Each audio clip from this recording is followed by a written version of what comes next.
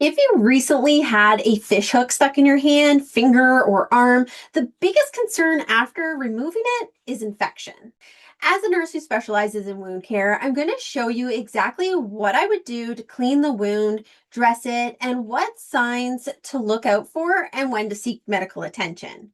So, step one, once the hook has been removed, the first thing you want to do is thoroughly clean the area. Fish hooks often carry dirt, bait residue, lake water, river water, and bacteria. Wash the area with soap and water or saline. And don't just give a quick rinse. I like to flush the puncture wound for a few minutes to remove as much contamination as possible. Step two, next, take a really close look at the area and ask yourself, has the hook fully been removed?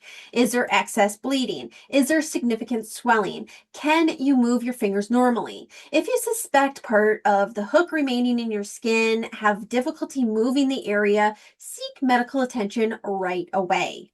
Step three, once the wound is clean, apply a thin layer of petroleum jelly. A lot of people think that puncture wounds should just dry out, and in reality, a moist healing environment helps support healing.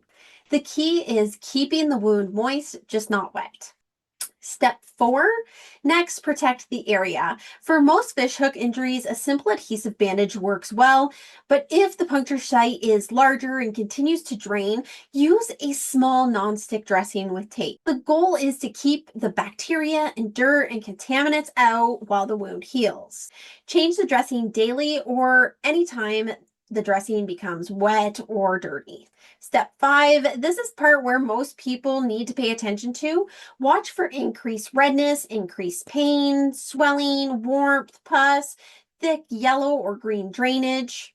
The wound should be gradually improving every day. If it's getting worse instead of better, that's a huge red flag. Fishhook injuries are puncture wounds. If you're unsure of when your last tetanus shot was, contact your healthcare provider. This is something many people forget about after a fishing injury.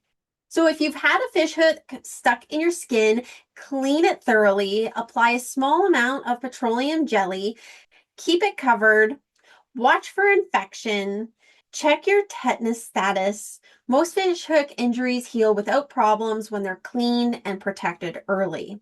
And remember, understanding the wound is the first step towards healing it. Head to thewoundconsultant.com for expert wound care consultations, practical guides, and educational books, your go to resource for smarter wound healing.